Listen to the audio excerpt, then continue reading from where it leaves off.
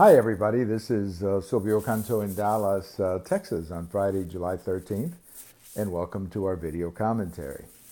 You know, there's been a lot of talk, a lot of political slogans about abolish ICE and even marches with placards saying abolish ICE, demonstrations, and so on.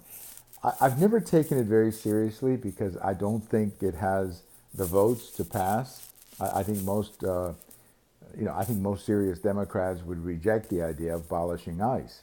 But there's a couple of Republicans in the U.S. House who are tempted to put it to a vote, and I think it's a great idea. I think it would be a great idea to put a bill to abolish ICE to a vote, and I think it would be very nice if the Republicans and the Democrats would go on record with their votes as to whether or not to abolish ICE. I think it would be a demonstration, once again, that the Democrats are better at talking than actually getting anything done.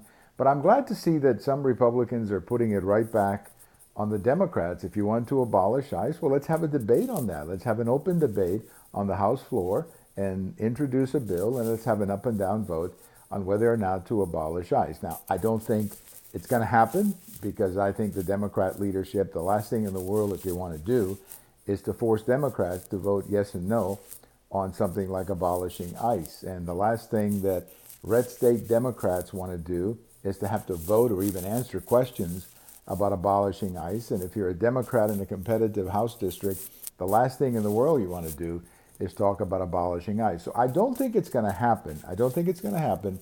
But I like the fact that Republicans are putting it right back on the Democrats' lap and saying, okay, if you want to abolish ICE, well, we'll put it up to a vote and we'll take an up and down vote. Again, I think it's going to go down in big numbers. I think the only Democrats who are going to vote yes on an abolish ICE vote are those in extremely safe districts where it doesn't really matter how they vote. They're going to get reelected anyway. But I think anyone in a competitive district will not be interested in a vote like this, and that's why I don't think it's going to happen. But it shows once again what I think is a lack of seriousness on the part of the Democrat Party. We saw a little bit of that this week with this FBI agent who was before the House, who, it was like the Democrats were cheering this guy. I mean, I don't know how in the world anybody can feel good about what this guy did, even if his ultimate conclusions were not influenced by his political views. The mere fact that he was exchanging these views with another fellow FBI agent, on that basis alone, the guy should be fired for being so reckless. But again, I think it speaks volumes about what is happening to the Democrat Party when you actually have Democrats saying abolish ICE, or you have Democrats clapping this FBI agent who went before the House. It's just not a very serious party, not a very serious party.